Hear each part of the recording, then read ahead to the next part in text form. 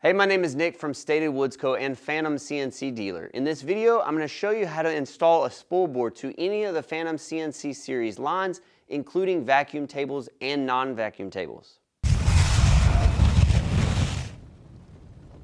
Essentially, your spool board is the basis for all CNC work that you're ever going to do on your machine. It provides a substrate that you can cut into and not worry about damaging the actual CNC bed itself. So first thing I want to go over is what is a spoil board. Now, just like in its name, it's a board that you can spoil, or sometimes they're referred to as waste boards.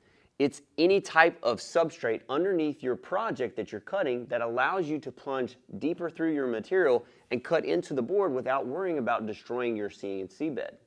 Sometimes you'll really destroy a spoil board before you want to flatten it. But in my sense, I want to have accurate depth all the time, so I flatten my spoil board pretty regularly. Sometimes the board gets really beat up, just like I did here when I had a little bit of an oopsie.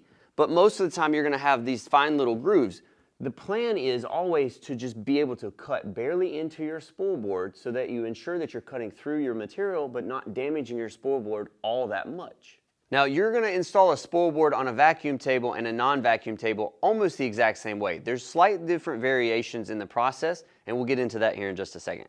Now, I would say that you can use two different types of material for a spool board, depending on what you're doing. Traditional CNC work, you're going to want an MDF or even an LDF spool board.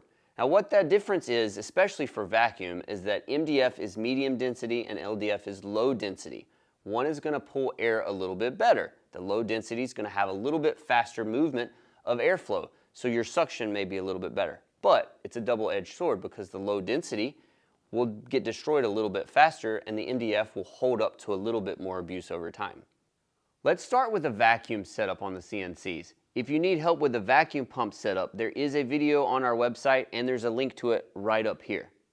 You want to make sure that you remove the rubber grommets that are in the table during shipping. Those little rubber grommets at each port location are designed to just keep debris and dust from getting into your vacuum system. Before you put your spool board down on top of the CNC table, you want to make sure that the surface is nice and clean. So you want to vacuum it. Do not blow it off because you don't want dust going down into the vacuum ports built into the table. So with any of the Phantom CNC vacuum table machines, you're going to have multiple zones that you can control the suction to a specific area of the table. Now you can apply a spool board just right on top of this substrate, or Phantom CNC also sends you gasket material to put within each zone. This is going to help to increase the suction to that area, especially if you've got other zones turned off. Installing the grid gasket is just as simple as applying it into the outside perimeter of each grid. The way a vacuum table works is actually you don't have a vacuum table until you put a spool board on top of the CNC. And what that means is that when you don't have your spool board on, this vacuum port is just open to pull outside air. There's nothing to constrain it or control that vacuum into a specific area.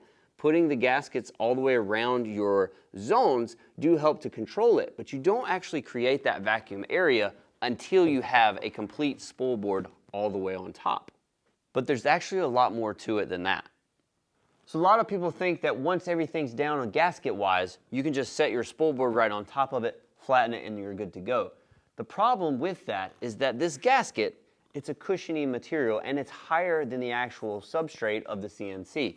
When you put your spoil board right on top of it, it's actually floating on that. And you can see that when I push it down, there's a lot of space and movement vertically on that MDF spoil board. The problem with allowing your spoil board to sort of float on top of the CNC bed is that you're actually never going to have a truly flat spoil board. And for production runs and accuracy, that's extremely important. What you're wanting to do is to make sure that the MDF is tight down to the table so that when you turn your vacuum off, there is no vertical movement. Every time you turn your vacuum on, that bed is going to pull that MDF spoil board down tight to the table. When you turn it off, it's going to raise back up again. All right, let's be honest too. MDF has just a couple purposes, and the reason why most people don't like it is because MDF is a big wooden sponge. It's just going to soak up water, right?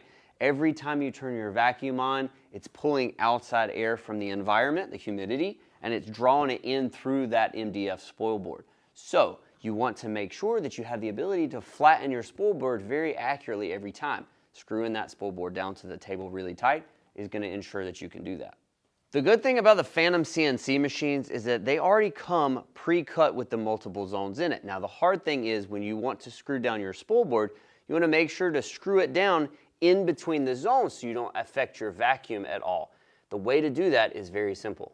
So to ensure that I put a screw exactly where I want it in between each multi-zone, all I'm going to do is take a Sharpie and I'm going to mark a line everywhere that there is a zone divide. That way when I put my MDF spool board down on top, I can still tell exactly where those zone divides are. Before we actually put our spool board down on top of our table, we want to take one more step to ensure that we're controlling the airflow coming through the spool board. We want to make sure that all that airflow is coming from the top and going into our spool board from up above. So what we're going to do is we're actually going to seal the edge of our spoil board all the way around. And you can do this in a variety of ways. There's a variety of products that you use to seal the edge of your MDF spool board. I like to use rubber cement, even Flex Seal, any latex paint that you have left over from a previous project, or my actual favorite is Titebond Quick and Thick. Now that we sealed the edge of our spool board, it's technically time to go ahead and put it on the CNC bed. MDF comes with a primer layer already built into it. The same exact reason why we sealed the edge of our spoil board here, the factory that created the MDF uses a primer layer on both faces. That way it reduces the chance of moisture and air getting into the board.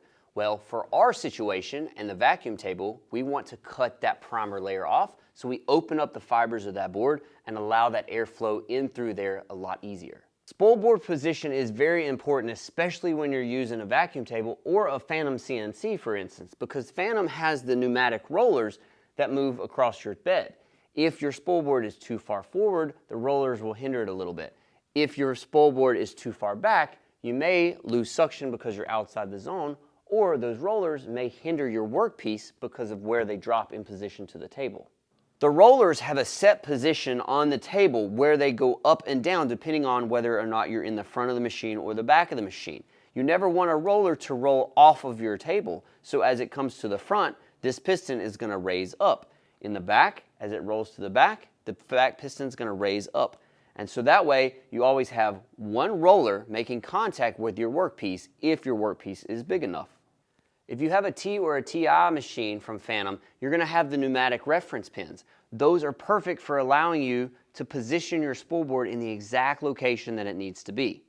So the first thing that we're going to do now that the spool board is technically on the table is we need to flatten one side. We're going to let the CNC do that. Because of that primer layer on here, it's allowing air to sort of get trapped underneath, and it's not allowing that air to escape through the layers of this fiberboard. So we're going to use the CNC and the vacuum table to hold this board down, flatten it one good time, then flip it over and continue the process.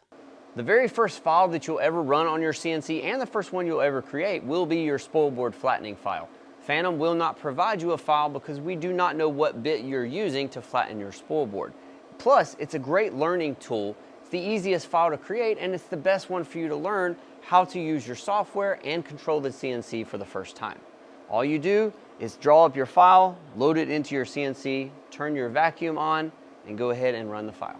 Now here is a perfect example of why we always screw our spool board down tight to the table. If you don't have it tight down to the table, that board is allowed to float, and wherever suction is can pull it down tighter than other areas. You can see that right here in these 4 zones. Everywhere that one of these multi-zones is, the concentration of air was pulling down a lot harder right at that port, and it allowed for this area to not get flattened by the CNC. So we're going to ensure that this doesn't happen throughout the spoil board by screwing it down on our final pass. If you see something like this, you want to go ahead and run your flattening file again to make sure you cut all that primer layer off. Anytime you're applying your spoil board down to the table, just make sure that you're not dragging the spoil board across the surface. You don't want to affect that grid gasket and dislodge it from the zones. So this is where our Sharpie marks are actually going to be able to come into play. We're going to be able to know exactly where the zones are so that we can place our screws throughout the spoil board in the right place.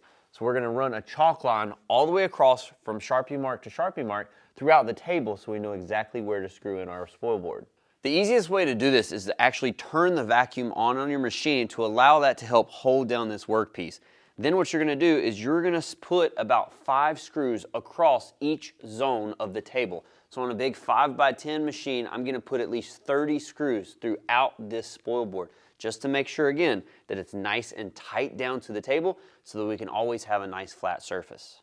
What I like to use to screw the spool board down to the CNC is actually sheet metal screws, but you can use any type of screw that has a really wide head and a shallow profile. The purpose of this is to be able to get that screw as deep down into your MDF as you can so that you have as many flattenings throughout the months of the spoil board, and you don't have to worry about nicking or running into one of these screws. So what we're going to do is we're going to screw these throughout these chalk lines. We're going to drill a small little pilot hole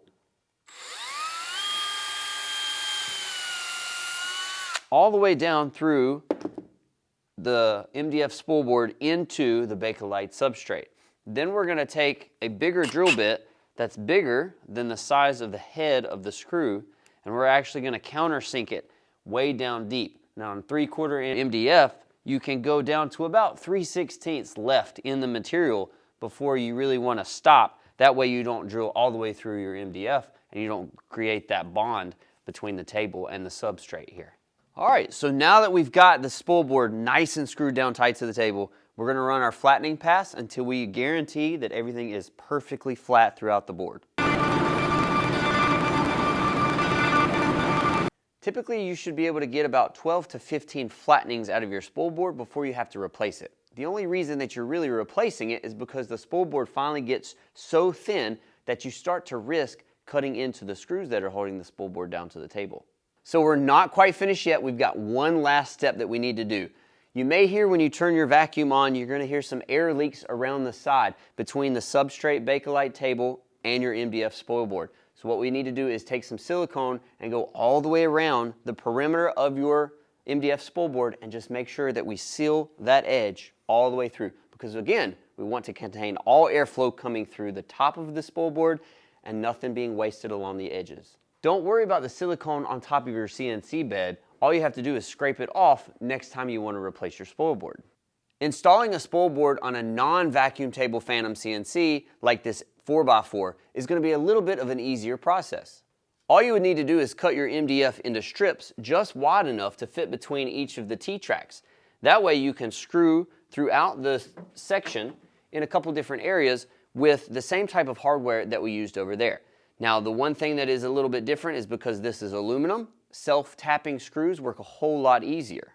You can also just install a full spool board to any of the NonVac machines. You don't have to use the split system where you utilize the T-track slots in the table. One really good option that you have to not destroy the top of this aluminum by putting all those screw holes in it is to actually cut spacers and put them in between each of the T-track slots. All you're going to do is remove the 4 bolts that are holding on the dust guard on the side of the machine, and you're going to cut 1/2 inch by 3/4 inch spacers and slide it within the T-track slots. That's going to allow you to put your spool board on top of the table and screw directly into those T-track slot areas into that wood that's sitting in there. You can use plywood, you can use hardwoods, or you can use the MDF cutoff that you have left over from the back of your 4x8 sheet for the actual spool board of the table. So unlike the vacuum tables, we're not really worried about that primer layer being cut off of both sides of the spoil board. So for these, we do not have to flatten the bottom side. All we're going to do is screw everything down tight to this table, just like we did on the vacuums, and then we're just going to do one good flattening pass over the top. Now, I really hope this video helped you with your installation of the spoil board. This process is extremely important. You want to get it done right, so take your time with it. You always want to have a perfectly flat spool board to do all your work on. That's going to come in very important later on down the road when you're really getting concentrated, accurate cuts on your machines. Until next time, have fun with your CNC.